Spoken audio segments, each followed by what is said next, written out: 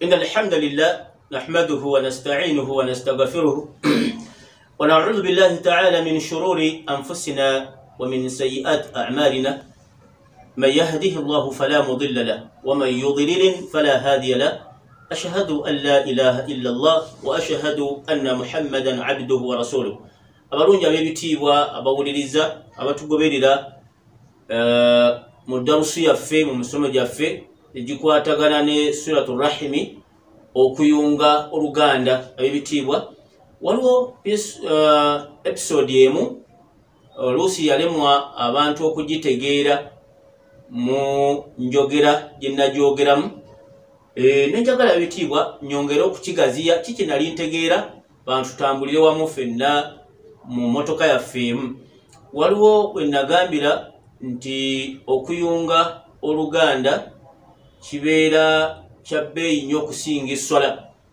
Kuyunga oluganda kisinga omuntu asadde. Kigambo ekyo oluusi abantu tebakitegeera bulungi. Kiki nali ntegeeza mu ngeri efaanagana bwetyo. Njagala nyongere okigaziya ku nsonga eyo tusobole okubeera nga ffenna tutegereganye ku nsonga gye nali ntegeeza. Ekigambo ekyo kye nali ntegeeza nali ŋŋamba nti okusaala okuyunga oluganda singa omuntu abeerako omukolo gwabaddeko gwa kuyunga luganda ng'ayina abooluganda bayunga ku nsonga nga zaataaguka dda naye bwe zitaaguka ne bamuteeka oba n'abeera mu mbeera y'okuyunga oluganda mu mbeera eyo n'ayagala abantu bano abalage ensonga entuufu gye basaana okutambulirako ne lwaki baawukana ye baalisaanye kukola batya n'ebitambulira mu kkowe eryo. Kati abantu abo babeera nga bali mu kkowe eryo nga gwatwala omulamu ogwo gw'okugatta abaddu abo bali mu mbeera enkyamu esswala n'etuuka. Kye nali ntegeeza okugatta oluganda okusinga esswala nti senga esswala etuuka esswala bw'etuuka ng'abantu bano tonnaba bamaliriza ate nga bwe bagenda tojja kuddamu bafuna ebineeyongerawo bingi. Kati okkirizibwa okwongerayo esswala bwe banga etuukidde ku ssaawa 7 n'oyongerayo eddakiika 30 n'ogisaala mathalan kyokulabiraku n'ogisaala ku ssaawa 7 kitundu abantu bano n'obamaliriza ekyo kye kisinga obulungi okusinga okugamba nti kabagende tuli birabo olulala n'oyimirizaawo esswala. Okuyunga kuno oluganda kwe kuba kusinga mu kaseera ako okusinga okusaala esswala abantu ne bagenda nga tebategerekese. Kati enjogera egyo nayogeramu gye bayita al iktidaau inda al usuliyin. Mu usulu tulina kituyita al iktidaau. Kitegeeza ki? Kiba kitegeeza nti kalaamu al mutakallimi ebigambo by'omuntu ono byayatula byayogera mukhalifun qasdihi biba byawukana ne kyagenderera okukola.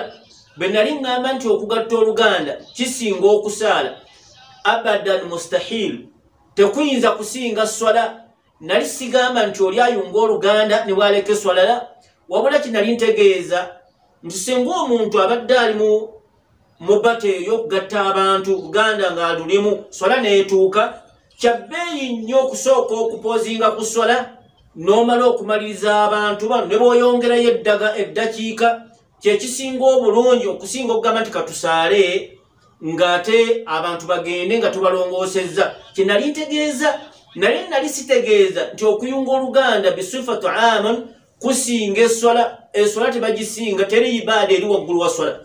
Wabula kyenali ntegeeza nti osobola okupoozingamu ako koopoozinze n'oyongerayo ku swala kyekisinga obulungi okugatta oluganda okusinga okusaala abantu ne bagenda nga tebategeeraganye. Ekyo nali ntegeeza. Kati olwogero baluyita al iktidaau kwe kubanga kyoyogedde kyawukana n'ekyotegeeza. Mu kugamba nti kusinga esswala oli ayinza okulowooza nti okugatta oluganda kwe kusinga esswala eyo yenjatula naye nga kinali ntegeeza nti okwongerayo ku swala n'ogatta oluganda kyekyebbeeyi okusinga okubeera ng'olese abantu bagenze gwe n'ogamba nti kansala esswala nga yakatuuka la Allah enjogera yajogera ekyo bakiyita iktida nga byoyogedde oli abitegeera mu ntegeera gy'oyogedde naye nga ekigendererwa kyo kirala. Allah yagamba mu Qur'an Allah yali ayogera mu Qur'an yagamba nti was'alul kariyata التي كنا فيها والعيل التي أقبلنا فيها. الله يقام تجندو بوزي چالو. الله يقام تجندو بوزي چالو. Mukwogera okubuuza ekyalo kiba kitegeeza nti ogenda ku kyalo kyennyini ky'obuuza ekyakituukako. Naye kiyali ategeeza genda obuuza abantu abali mu kyalo. Kati bwe nagamba nti kusinga eswala nali sitegeeza swala yonna.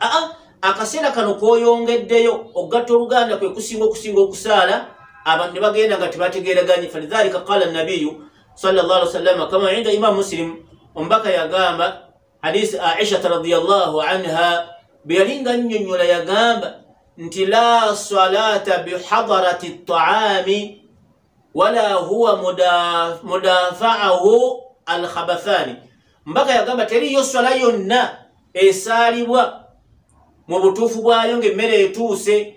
Yali tagaana swala nti swala tesaalibwa, wabula yaga nti akaseera kano ng'emmere etuuse ekisinga obulungi sooka omala okulya. Bw'omala okulya odde ku swala. So tagambye nti la swala tewaliwo kusaala oli agambye nti emmere bw'etuuka tulye buli. La, siki yali ategeeza, wabula yali ategeeza ti akaseera kano sooka okapoozingemu ak'eswala mala okulya ke kasinga obulungi okusinga okusaala ng'omwoyo gwonna gukuli ku mmere. Kinali ntegeeza nti eswala wano mubanga obadde oyunga luganda swala ng'etuuse saawa 7 gwennyini eba etuuse. Nabbi yagamba nti khayru amali as-salatu fi awwal waqtiha, okugisaalira ku kiseera kyayo kyekisinga obulungi. Au kama qala sallallahu alaihi wasallam. Naye gwe bw'oyongerayo akaseera n'ogisaalira ku ddakiika 3 agayise ku 7 gwe aba asinze n'ogatta abantu bamu ne bagenda ng'obatereezezza kusinga okugamba nti katusaalewo bagende swala etuuse. La, kati akaseera kano kabbeeyi nnyo kasinga omuntu okugatta abantu bano kasinga omuntu asadde. Kinali ntegeeza katugambye enjogere bagiyita al-iktida mu usulu fiqhi, mu balaaga bakiyita at-tawriya, okuba nti njogedde ekintu mu njogera yakyo gwe n'okitegeera mu kwogera kitegeeza kirala n'okugenderera kirala. Era oyinza okugamba nawano tukikozesa nnyo, oli n'agamba nti gundi abaddewo naye asuddeyo. Okusuulayo kitegeeza nti olina ekintu ky'okutte n'osuulayo. Mu kwogera nutik ky'oyogedde kusuulayo.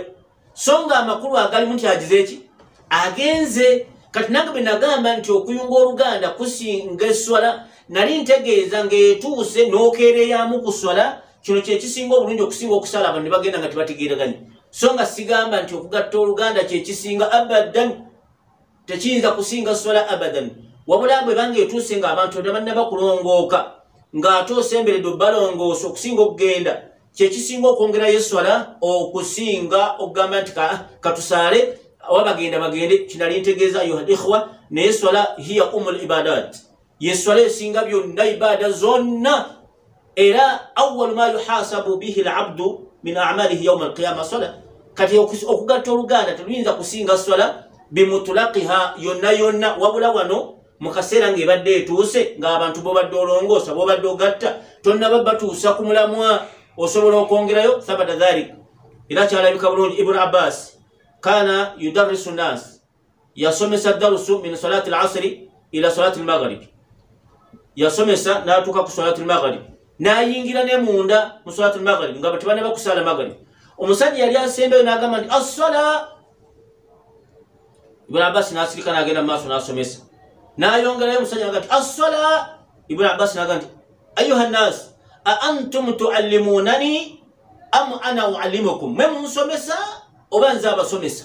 Idhan yayongerayo olw'ensonga yalaba nga nkulu abantu bwagenda nga tagigasse kijja kukola bubi. Idhan kikkirizibwa okwongerayo eswala singa wabawo ensonga hamon enkulu ng'okulya ng'ekitwagamba oluganda ng'abantu tojja kubalekaawo bagende batyo tebajja kutegeeragana ate ng'obatankudde. Kati okwongerayo eswala kiba kirungi nnyo okubeera nti kyekisinga n'ogatta abantu bano n'osaalako mu maaso eswala. So si kugirekera ddala ng'omubaka bwe yagamba sallallahu alayhi wasallam, la salata bihadrati at-ta'ami, tewaliwo swala teweetaagisa swala ng'emmere etuuse. Yali ategeeza nti sooka omala okulya eswala ogisaale wali mu maaso, kwe kwali okutegeeza kwange. So si kugamba nti okugatta oluganda kwe kusinga eswala bikulliyatiha yonna nti okugatta oluganda oba osinza asadde, ekyo si kye nali ntegeeza biizzatihi wa qudratihi. Wa jazakumullahu khayra wa ahsana Allahu wa amalakum jami'an. Kansubire nti ntegeerekese mu ngeri efaanagana bwetyo. Ekyo bakiyita iktida'u, kyoyogedde nga totegeeza kirala kwogera nga kwotegeeza birala ng'oli wagamba nti gundi asuddeyo naye gundi abaddewo naye asuddeyo kiba kitegeeza talina kyakutte n'akanyuga